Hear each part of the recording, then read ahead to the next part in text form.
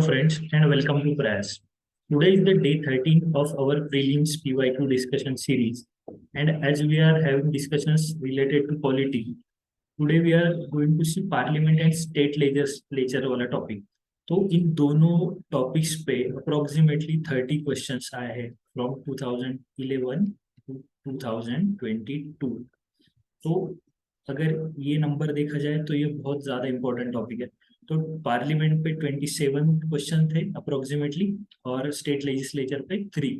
तो अगर ये नंबर पे ध्यान देंगे तो पार्लियामेंट बहुत ज्यादा इंपॉर्टेंट है, इसके लिंकेजेस भी बहुत ज्यादा है और बार बार ये चर्चा में भी रहता है किसी ना किसी तरीके से. तो पढ़ते समय हमें क्या अप्रोच रखना चाहिए, कैसे पढ़ना है, तो देखेंगे आगे. First question from 2022 was a bill amending the constitution requires a prior recommendation of the president of India. ये constitutional amendment bill के बारे में था. तो आगे देखते हैं. When a constitutional amendment bill is presented to the president of India, it is obligatory for the president of India to give his her assent. A constitution amendment bill must be passed by both the Lok Sabha and the Rajya Sabha by special majority, and there is no provision for joint sitting. ठीक है. तो यहाँ पे bill amending the constitution requires prior recommendation, ये गलत है. ये दोनों स्टेटमेंट सही थे 2 और 3, इसलिए हमने बी मार्क किया. तो देखते हैं कि इसके पीछे का क्या लॉजिक था या क्यों हमने 2 और 3 मार्क किया है. तो यहाँ पे देखिए, introduction of a bill for the purpose in either house of parliament. मतलब पार्लियामेंट के किसी भी हाउस में आप ये बिल रख सकते हैं and it does not require prior recommendation और permission of the president. President की परमिशन नहीं लगेगी.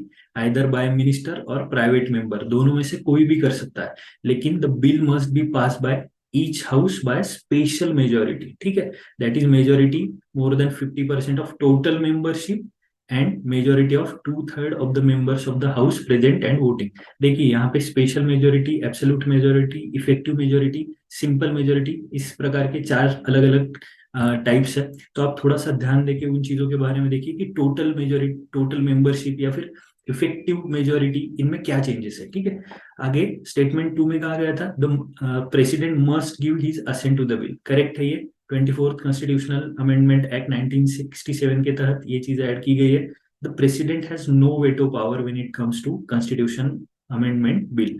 तो कॉन्स्टिट्यूशनल अमेंडमेंट बिल जब भी आता है प्रेसिडेंट के सामने, so he has no veto power in this regard. ठीक है. तो स्टेटमेंट 3 में बोला गया था there is no provision for joint sitting. तो करेक्ट है, there is no provision for joint sitting. Again money bill में भी ज्वाइंट सिटिंग की प्रोविजन नहीं है. तो money bill and constitutional amendment bill के बारे में ज्वाइंट सीटिंग की कोई भी प्रोविजन नहीं है. ठीक है. लेकिन अब यहाँ पे जो बोला गया था कि स्पेशल मेजोरिटी के साथ पास होना चाहिए अगर कुछ फेडरल प्रोविजंस है जो कि कॉन्स्टिट्यूशन में मेंशन की गई है. जैसे आपको पता है कि constitution is federal in nature and unitary in soul, ऐसे बोला गया है, या फिर वाइस वर्सा, इस तरीके से. तो it must be ratified by the legislature of half of the states bye simple majority. ठीक है. मतलब अगर फेडरल प्रोविजंस है कोई जिन्हें अमेंड करना है तो तब half of the state legislatures की भी परमिशन लगेगी and it must be pass by simple majority. ठीक है. तो इस तरीके से था. यहाँ पे constitutional amendment bill, president's power regarding ratification of bill, इन चीजों के ऊपर थोड़ा सा हमें ध्यान देना है. मतलब ये कीवर्ड्स पे हम फोकस करेंगे थोड़ा सा पढ़ते समय और इस तरीके से इस टॉपिक को या इस पर्टिकुलर सब टॉपिक को अप्रोच करेंगे. ठीक है. आगे चलते हैं. There was a question related to powers of Lok Sabha and Rajya Sabha. देखिए अब ये 2020 में आया था question. Rajya Sabha has equal powers with the Lok Sabha. अब यहाँ पे ऑप्शन देखेंगे. The matter of creating new all India services, amending the constitution, removal of the government, making cut motions. और यहाँ पे जो क्वेश्चन आया है exclusive powers of Lok Sabha, equal powers with Lok Sabha, Rajya Sabha and Lok Sabha की कौन सी इक्वल पावर्स है. तो इस तरीके से मतलब थोड़ी थीम जो है वो ऑलमोस्ट सेम है. ठीक है. तो इस तरीके से हमें थोड़ा सा एनालाइज करना है कि जो पावर्स के बारे में है लोकसभा और राज्यसभा, उनके बारे में थोड़े से क्वेश्चन आए. तो देखते हैं 2022 में कौन सा क्वेश्चन था. Which of the following are exclusive powers of Lok Sabha to ratify the declaration of emergency, to pass a motion of non-confidence against the Council of Ministers, to impeach the President of India. तो ये तो हमें पक्का पता है, to pass a motion of no confidence against the council of minister. इन दोनों के बारे में हम थोड़े से शासन पे या फिर थोड़ा डाउट था मन में। To ratify the declaration of emergency, अगर इमरजेंसी लागू करनी है तो इमरजेंसी कंट्री के कुछ पार्ट में या पूरी कंट्री में, तो बस लोकसभा को हम बोल सकते हैं क्या कि एक्सक्लूसिव पावर है। राज्यसभा का भी कुछ ना कुछ से होगा, अगर कुछ लॉजिक हम लगा रहे हैं, हमें कुछ नहीं पता इसके बारे में, तो आई से कि यहाँ पे राज्यसभा भी होगा, इसीलिए हमने इसे नहीं बोला। टू इम्पीच द प्रेसिडेंट, अब देखिए प्रेसिडेंट के इलेक्शन में राज्यसभा एंड लोकसभा दोनों पार्ट लेते हैं।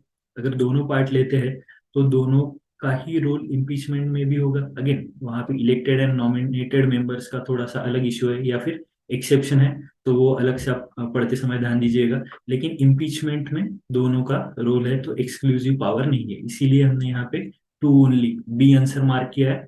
आगे देखेंगे कि क्या और अलग चीजें थी इसके बारे में। Option one is not correct. Under article 352, sorry, under article 352 national emergency, president can declare national emergency when the security of India or part is threatened by war or external aggression or armed rebellion. Arm rebellion बाद में add किया गया, पहले internal disturbance इस तरीके से था, ठीक है। It must be approved by both the houses within 1 month. मतलब एक्सक्लूसिव पावर है क्या? नहीं है, तो must be approved by both the houses and every resolution approving the proclamation of emergency और its continuance, approving and continuous, दोनों चीजों के लिए must be pass by either house by special majority. तो इन छोटी छोटी चीजों के बारे में ध्यान देना है, ठीक है। Option two is correct. Article 75 of constitution says that council of minister is collectively responsible to the Lok Sabha. So the Lok Sabha can remove the ministry from office by passing a non-confidence motion. ठीक है। यहाँ पे option three के बारे में, either Lok Sabha और Rajya Sabha can initiate the process for the removal of the president of India. So it is not exclusive power to impeach the president of India, ठीक है। तो इस तरीके से अब एक्सक्लूसिव पावर्स लोकसभा के किस बारे में है, तो मनी बिल के बारे में ओवर राइडिंग पावर्स दी गई है लोकसभा को, करेक्ट। और the emergency must be revoked if the Lok Sabha passes a resolution bye simple majority. ये भी काइंड ऑफ एक्सक्लूसिव पावर है लोकसभा की, ठीक है। तो यहाँ पे जैसे हमने देखा कि power of Lok Sabha and Rajya Sabha, इसके ऊपर हमें फोकस करना है, मतलब लोकसभा का कंपोजिशन और बाकी बहुत सी चीजें हैं, लेकिन उस उनमें से भी हमें पावर्स और वो भी कंपैरेटिव, मतलब लोकसभा और राज्यसभा का कंपैरिजन करके जो चीजें निकलेंगी ना, उसके ऊपर ज्यादा फोकस करना है, ठीक है। नेक्स्ट क्वेश्चन देखते हैं। Rajya Sabha has equal powers with the Lok Sabha, 2020 में आया था। तो इक्वल पावर्स किस किस चीज के बारे में देखते हैं। The matter of creating new all India services, नहीं, ये राज्यसभा का एक्सक्लूसिव पावर है। Amending the constitution, the yes ये है। The removal of the government, नहीं, नो कॉन्फिडेंस मोशन या फिर जो भी गवर्नमेंट है वो collectively responsible to the Lok Sabha. And making cut motions, it again Lok Sabha का एक्सक्लूसिव पावर है। तो यहाँ पे बी, अमेंडिंग द कॉन्स्टिट्यूशन, यही इक्वल पावर है लोकसभा और राज्यसभा का। जैसे हमने फर्स्ट क्वेश्चन में भी डिबेट किया था कॉन्स्टिट्यूशनल अमेंडमेंट के, जो क्वेश्चन था वहां पे, कि it can be introduced in both the houses, Lok Sabha और राज्यसभा। देखिए यहाँ पे ऑप्शन भी वही है, मतलब चीजें उसी टॉपिक के आजू बाजू घूम रही है। मतलब हम, ये हमारा थर्ड क्वेश्चन है जिसे हम आज डिस्कस कर रहे हैं, लेकिन थीम ऑलमोस्ट कहीं ना कहीं सेम है या सिमिलर है। तो इस तरीके से अगर हम एनालाइज करेंगे तो चीजों को हम पता कर सकते हैं थोड़ा बहुत, और उस तरीके से हमारा टाइम भी बचेगा, एनर्जी भी बचेगी और पढ़ाई भी ठीक से होगी, ठीक है। देखते हैं आगे। तो Lok Sabha lacks the authority to declare state list item of national importance, जो कि राज्यसभा के पास है। The Lok Sabha does not have authority to create new all India services, जो कि राज्यसभा के पास है। लोकसभा कैन आइदर अप्रूव और reject a proposal for the removal of vice president, but यहाँ पे proposal to remove the vice president can be introduced only in Rajya Sabha. Vice President is the ex officio chairman of Rajya Sabha, correct? Lok Sabha does not have this opportunity as Rajya Sabha is not subject to dissolution. राज्य सभा dissolve नहीं होती है कभी, लेकिन लोकसभा हो जाती है, ठीक है। तो इस तरीके से थोड़ा सा कंपैरेटिवली पढ़िए। यहाँ पे बाकी और भी चीजें मैंने थोड़ी सी दी है, ये पीपीटी मैं ग्रुप पे शेयर कर दूंगा, आप वहां से पढ़ सकते हैं। Again cut motion, cut motion के बारे में बोला गया था कि इज इट इक्वल पावर, तो नहीं, ये special power vested in the members of the Lok Sabha related to finance bill. जैसे हमने सेकंड क्वेश्चन में भी देखा था कि मनी बिल के बारे में, या फिर मनी बिल में लोकसभा को जो पावर्स है वो एक्सक्लूसिव पावर्स है, ठीक है। तो इस तरीके से यहाँ पे if the motion is, sorry, if the motion is adopted it amounts to a non confidence vote, ठीक है। तो ये जो पावर है वो एक्सक्लूसिव लोकसभा को देने का कारण इसमें मेंशन किया गया, ठीक है। तो बढ़ते हैं नेक्स्ट क्वेश्चन की तरफ। There was a question in 2022 related to deputy speaker of Lok Sabha. देखिए ऑफिसर्स ऑफ लोकसभा, इसके बारे में ये है, स्पीकर और डेप्यूटी स्पीकर के बारे में देखेंगे। As per the rules of procedure and conduct of business in Lok Sabha the election of deputy speaker shall be held on such day as the speaker may fix. सही है। There is a mandatory provision that the election of a candidate as a deputy speaker of Lok Sabha shall be from either the principal opposition party or the ruling party. नहीं, the deputy speaker has the same power as of the speaker when presiding over the sitting of the house and no appeal lies against his ruling. Correct. The well-established parliamentary practice regarding the appointment of deputy speaker is that the motion is moved by the speaker and the duly seconded by the prime minister. तो यहाँ पे 1 and 3 A option हमने mark किया। देखते हैं इसके पीछे का logic. Deputy Speaker is also elected by the Lok Sabha from among its member after the election of the Speaker. The date of election of the Deputy Speaker is fixed by Speaker. Speaker fix करता है Deputy Speaker की election की date and Speaker की election की date fix करता है President, ठीक है। तो statement two is not correct. ये जो पार्ट है there is a mandatory provision, तो इस तरीके से यूपीएससी आपको ट्रिक करने की कोशिश करेगा। हमने ये स्टेटमेंट पूरा पढ़ा, ये तो हमें पता था कि है, लेकिन मैंडेटरी प्रोविजन से हमारी नजर हट गई, या फिर हमने थोड़ा सा फास्ट फॉरवर्ड या जल्दी जल्दी पढ़ लिया तो हमने उसे मार्क कर दिया करेक्ट करके, तो वहां पे गलत हो गया। तो इसी तरीके से फिर no mandatory provision, so it is not a mandatory provision, ठीक है। It is by convention that position of deputy speaker is offered to opposition party, ठीक है। तो थर्ड स्टेटमेंट भी करेक्ट है। Deputy speaker has the same power as of the speaker when presiding over the sitting of the house and no appeal lies against his ruling. Statement 4 इसलिए incorrect है क्योंकि the house of the people दो लोगों को choose करेगा from among the member to be respectively speaker and deputy speaker there of, ठीक है। तो इस तरीके से है speaker and deputy speaker of Lok Sabha, इस पे हमें थोड़ा सा फोकस करना है। बहुत ही इंपॉर्टेंट ऑफिसर्स है ये लोकसभा के, तो इनकी पावर्स या इनकी अपॉइंटमेंट, इसके बारे में थोड़ी सी चर्चा यहाँ पे थी, तो इसके ऊपर फोकस करके आप पढ़िएगा, ठीक है। Next question. In India, there is law restricting the candidate. There is no law restricting the candidates from contesting in one Lok Sabha elections from 3 constituencies. In 1991 Lok Sabha election, Sri Devilal contested from 3 Lok Sabha constituencies. As per the existing rules, if candidate contests in one Lok Sabha election from many constituencies, his her party should bear the cost of by-election to the constituencies vacated by him or in event of him her winning in all the constituencies. तो यहाँ पे second हमने correct mark किया, मतलब यही है। अभी क्या होता है, बहुत बार 2 कंस्टिट्यूएंसी से इलेक्शन लड़ सकते हैं, ये तो हमें जनरली थोड़ा सा पता है, ठीक है। तो यहाँ पे हमें ये बहुत बार हम ये लॉजिक लगाते हैं कि शायद 3 कंस्टिट्यूएंसीज में ये नहीं हो सकता, लेकिन there was a case in 1991 when Devi Lal contested from 3 Lok Sabha constituencies from Sikar, Rohtak, Ferozepur as well as Ghirai assembly seat. तो इसीलिए स्टेटमेंट 2 करेक्ट है। लेकिन representation of people act RPA जो है हमारा 1951 क्या बोलता है, a person shall not be nominated as candidate for election in case of general election to the house of people from more than 2 parliamentary constituencies. तो यहाँ पे देर इज नो लॉ बोला था, तो हमारे पास ऑलरेडी लॉ है।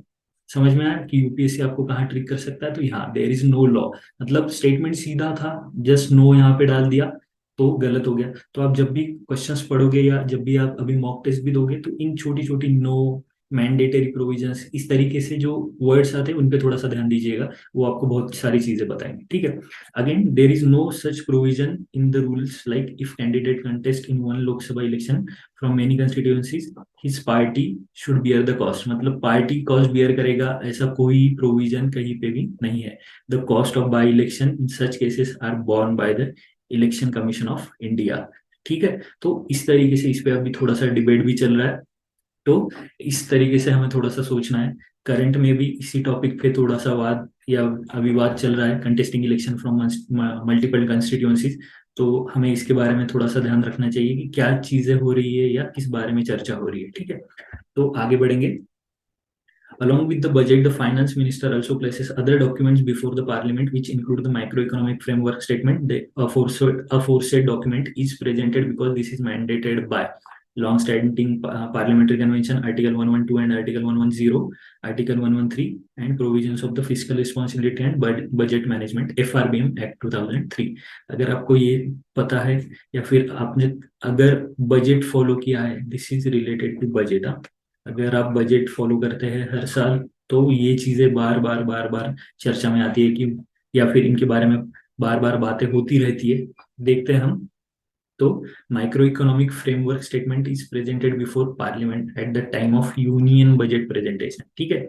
This is under section 35 of the FRBM act 2003। FRBM act या फिर माइक्रो इकोनॉमिक फ्रेमवर्क स्टेटमेंट किसके बारे में बात करता है? Assessment regarding GDP growth, physical balance of the central government and external sector balance of the economy, ठीक है। आपका 112 आर्टिकल जो भी ऑप्शन में हमें दिया गया था, या फिर आर्टिकल 110, ये इन चीजों के बारे में बात करता है। Annual financial statement, financial bill. Article 113 बात करता है डिमांड फॉर ग्रांट्स के बारे में। और FRBM एक्ट के अंडर क्या क्या आएगा? Micro economic framework for the relevant financial year, physical policy strategy statement, medium term physical policy statement, medium term expenditure framework statement, ठीक है। तो ये सारी चीजें अलग अलग आर्टिकल्स या FRBM एक्ट के तहत आती है। तो थोड़ा सा इन पे भी ध्यान दीजिए, क्योंकि अगर एक बार क्वेश्चन बन चुका है इस तरीके से, तो हमारा ये काम है कि इन चीजों के ऊपर भी हम थोड़ा सा ध्यान दें। आगे चल के इनमें से किसी चीज के बारे में पूछा जा सकता है।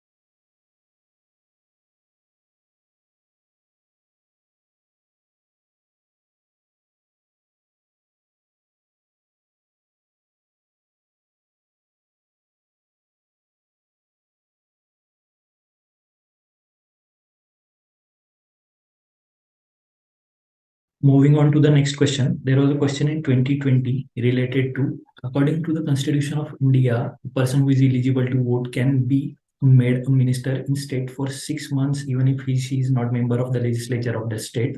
And according to the Representation of People Act 1951, a person convicted of criminal offense and sentenced to imprisonment for 5 years is permanently disqualified from contesting an election even after his release from prison. ठीक है, तो यहाँ पे D option correct है, neither one not two. क्यों? According to the constitution of India ऐसा constitution में ये जो प्रोविजन है या जो इलिजिबिलिटी क्राइटेरिया ये डिफाइन किया गया नहीं है। ठीक है, constitution does not mention eligibility as a condition to be made minister in a state. ठीक है, तो इसीलिए ये गलत है। और यहाँ पे 5 और परमानेंटली इन दोनों पार्ट पे आपको ट्रिक किया गया है, या फिर ये पर्टिकुलर ट्विस्ट है इस क्वेश्चन में। ठीक है, तो यहाँ पे section 8 in the representation of people act, person convicted of any offence and sentence to imprisonment for not less than 2 years or subsection shall be disqualified from the date of such conviction and shall continue to be disqualified for further period of 6 years since his release। इस तरीके से so the answer is D. और ये दोनों statement wrong है, neither 1 is true nor 2 is true. ठीक है, तो इस तरीके से थोड़ा सा कीजिए। आपको बाकी की चीजें तो पता ही है कि किस तरीके से हम अब हमें अप्रोच रखना है चीजों के लिए, पर्टिकुलरली पार्लियामेंट और स्टेट लेजिस्लेचर से रिलेटेड क्वेश्चंस के लिए। तो कल फिर से मिलेंगे, तब तक के लिए thank you, see you tomorrow, bye.